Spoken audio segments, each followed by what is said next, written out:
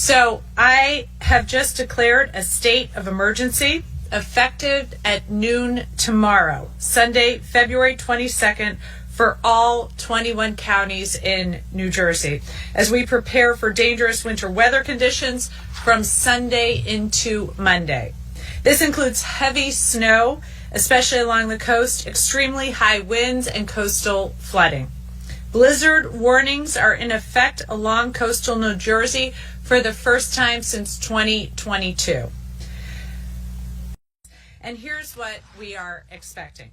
Across New Jersey, we expect between 10 to 20 inches of snow. The heaviest snow right now is expected along the coast. The heaviest snowfall is expected between Sunday night and Monday morning. Snowfall during this time could reach 2 inches per hour. Winds will be much stronger than the storm in January, between 35 and 50 miles an hour.